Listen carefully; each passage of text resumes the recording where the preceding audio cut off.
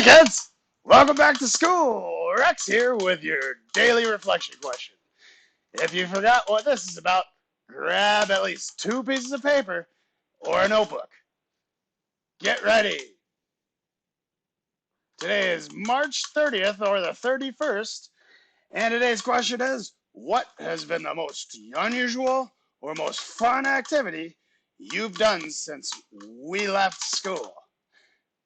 Remember, 2 to 3 complete and thoughtful sentences.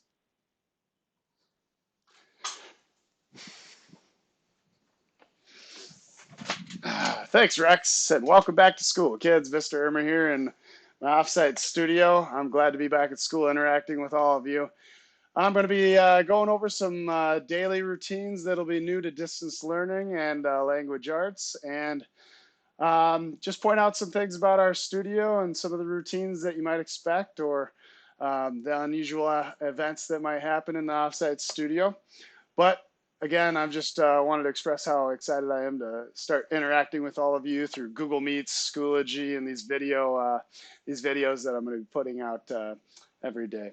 So again, what today or what every day is going to be looking like is you go into the language arts folder in Schoology. You're going to be opening up the distance learning folder, and you're going to see a few things. It's going to look at the top. You're going to be seeing the daily video. So open up, watch that. And in that video, you're going to see me bantering, welcoming you, telling you perhaps some things that I've been doing, and perhaps sharing with you some of the student responses as we've interacted with activities throughout the week, and sharing those student voices, perhaps even having you mail me some student work and opening up and showing you that student work that we're going to be interacting with. And so just interacting with each other in this digital space every day. So open up that video. In this video, you'll see me go over the agenda for the day, have a little bit of class fun routine, and then at the end we're going to be continuing our read aloud. I've got the loser. I grabbed that from school before it got closed down, and we're going to be continuing that with our daily routine in this video as well. After the video is finished, you're going to be expected to do 20 minutes of independent reading time, just like we've been doing. And then below the daily video, you're going to be seeing a file, a Google Doc that's called Today's Classroom Activity. Open up that doc file, and you're going to see the date and directions for that day's activity. Today's activity is pretty straightforward. There are 3 websites that I'm going to want you to go to. In the directions today, you're going to see class codes for you to set up your free accounts on those online websites. Edpuzzle, Common Lit, and Newsela. So again, after you watch today's video, after you've heard and seen me do our read aloud, continuing with chapter 10 of Loser, you're going to be going to open up that Google Doc, and you'll see codes in that Google Doc that will give you access to our online classroom. Again, they're free accounts. And just to point out the directions, we'll point this out, but use your school app's email address as your username, and use your same school password as your password for those websites, just so you don't forget them, and just so you associate those with school. And that's going to be it. We've got Charlie slouching in our classroom. Some things to point out with our offsite studios. We've got Michael Jordan, who was in the back of our classroom. John Prine, my favorite artist, I just learned happened to be coming out with some cool online videos for people to watch free concerts online. I've got some student work back here. I've got our CGMS expectations in our classroom. I've got some bloom balls up there. I've got our South Africa flag that was in the classroom as well. I've got the bird, and I've got some Ninja Turtles here as well. So I'm excited to be back and interacting with everyone. And that's it. So after you watch today's video, after you've listened and watched me doing today's read aloud, go and continue with the document that's below this file that says today's classroom activity, and all the directions will be posted there for you to open up those online accounts. All right, today's read aloud, chapter 10 of Loser by Jerry Spinelli. Second grade is no more than a minute old when Zinkoff gets off on the wrong foot with his teacher. He asks her how many days of school are left.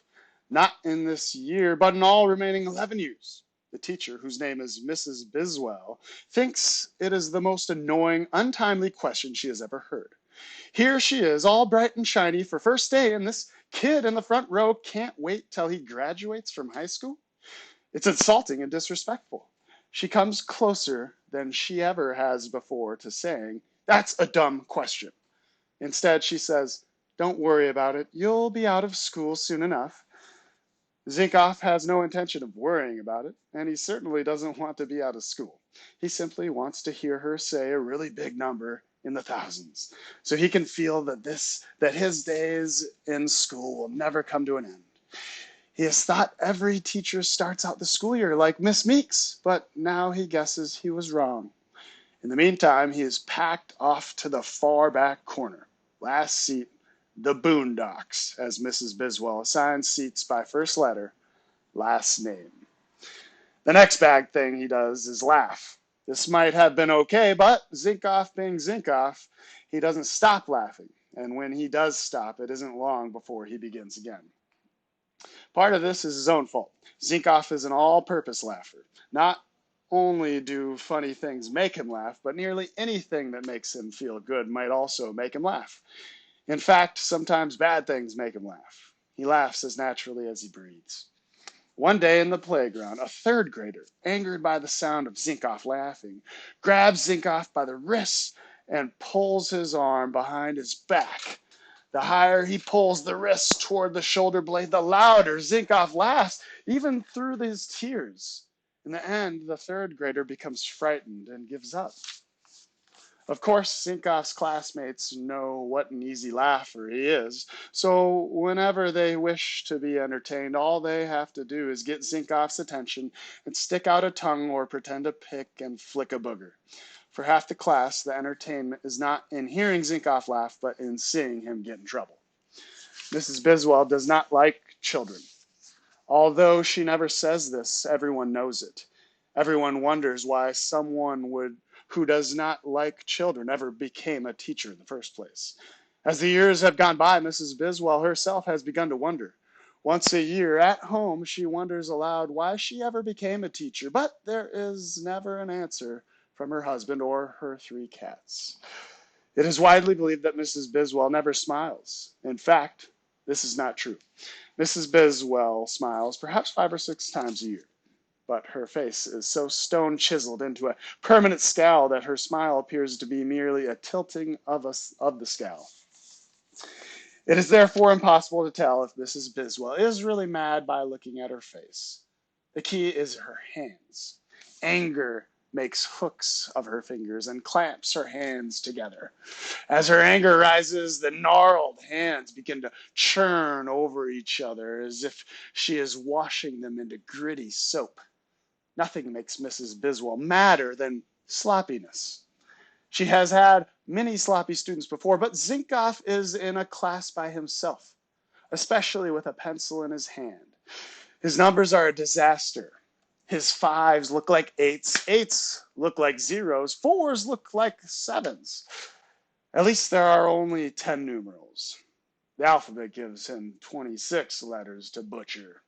And once she starts teaching cursive, she might as well try to teach a pickle to write.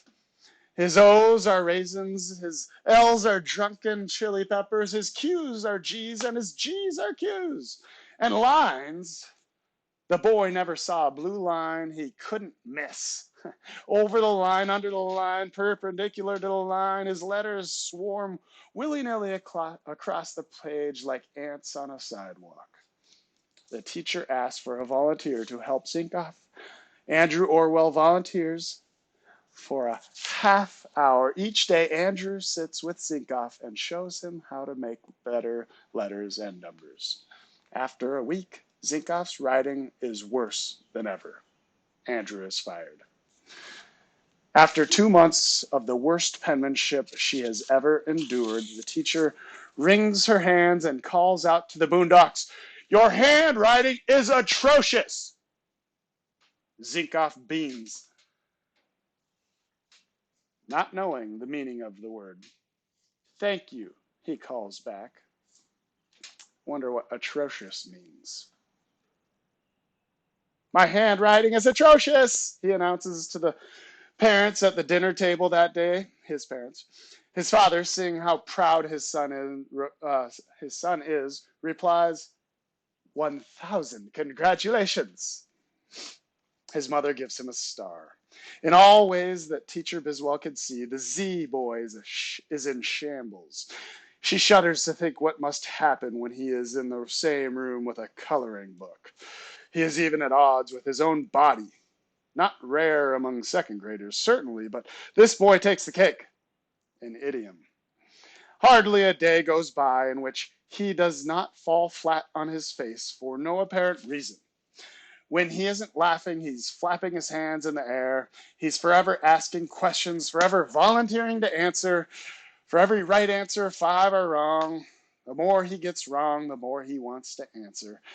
The better to be seen back in his last of the alphabet desk. He sometimes crouches on his seat like a baseball catcher, stabbing his hand into the air and grunting aloud. It is unthinkable to Mrs. Biswell that such a mediocre to poor student could actually like school, so she concludes that his antics and reckless enthusiasms are merely ploys to annoy her.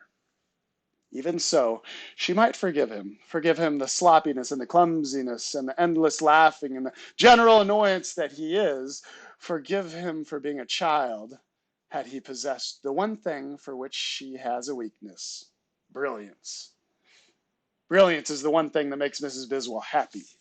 In fourth grade, in her own childhood, in the second report period, she got all A's and won a prize in her school science fair.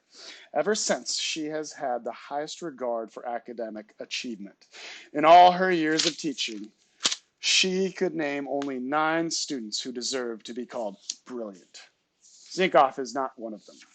Quizzes, tests, projects, he never earns an A, and only 1 or 2 B's. He might earn more C's if she could understand his answers. Typically, she throws up her hands and gives him a D. And so, in all these ways, Zinkoff grinds down the patience of Mrs. Biswell. He is the green board against which her stick of chalk is reduced day by day. By December, it is a nub. And then he ruins her eraser. Mrs. Biswell has long loved her eraser. It is so much better than the cheap, flimsy things that come through school supplies. Its deep, firm pad of felt soaks up chalk dust like a sponge. It is the Rolls Royce of green board erasers. 10 years ago, she put out her own money for it, and she expects it to last for 10 more. Every Friday, she takes it home and claps it against the back of the Fieldstone barbecue pit in her yard. No one but her is allowed to touch it. For that matter, no one but her is allowed to touch the green board or the chalk. One day, she comes back late from lunch to find Zinkoff writing at the green board. The students in their seats let out a collective gasp. Zinkoff merely smiles at her and keeps writing. Stop! She screeches. He stops. He looks at her, his eyes round as quarters. Then, quicker than she can think, she grabs the eraser and begins swiping at the green board. Stop! Stop! Stop! She screams. The words hit Zinkoff like a bear paw. His body flinches in 3 directions. He drops the eraser to the floor and throws up all over it. Ugh. Out, out, out! Screams Mrs. Biswell. She stands in the doorway pointing down the hall. Get out of my classroom and never come back. Zinkoff gets out. I wonder how he feels. In a daze, he leaves the room and walks down the hallway. He flinches one final time as the classroom door slams shut behind him. He walks until he comes to the door at the end of the hall. He opens it and goes outside and keeps on walking. He walks for a long time, feeling behind his head the pointing finger of Mrs. Biswell. In time, he finds himself home. His mother is looking at him with alarm. She is asking him where his winter coat is. She's telling him that he is trembling. Mrs. Biswell tells the principal it was a mistake. She was merely pointing to the principal's office. She says, sending him there, the principal says, mistake or not, no teacher can banish a student from school. Mrs. Biswell says she simply lost her temper, as anyone would have done if they had to put up with that student. The principal says a teacher isn't just anyone, and he scolds her in the privacy of his office. When Mrs. Zinkoff telephones the principal and asks if it's true that her son was told never to return to school, the principal laughs and says it was all a mistake, and of course he is most welcome to come back. Zinkoff is back at school next day before the janitor. For the rest of the school year, Mrs. Biswell wrings her hands and combs the stores and the catalogs for another Rolls-Royce eraser. With her own money, she buys Zinkoff a yellow plastic beach bucket. She tells him he is never to go anywhere inside her classroom without it. What's that for? Zinkoff never throws up into the yellow bucket, but he does use it to carry around his collection of interesting stones and pieces of colored glass. All right, everybody, that's the routine. Come to class, go to the distance learning folder, watch my video. I'll have some banter, have some fun with Charlie and whatever other surprises I have for the day. I'll get to reading out and finishing up Loser. I have books already picked out for us once this gets finished up. One thing I didn't point out, Reading Quiz, that link is in our distance learning folder. You could click on it, go to our class, find books, continue to read and quiz. There is no need for a class monitor passcode. So go ahead and keep on quizzing. I'll be monitoring you individually to make sure you move forward with your reading quizzes for the rest of the year. We've reduced that number from 7 to 5. So we are making some accommodations with that. If you do not find a quiz, just message me through Schoology, paragraph describing and summarizing your story and describing the character conflict. If you forget about that, just message me in Schoology and I'll tell you what to do. So watch the video, go to the today's classroom activity, follow the directions, and that's it. We'll review the routines as we get to them, and I'll start giving you some information about how we can do some video conferences, and I can help you with anything you need through Google Meets. So welcome back to school.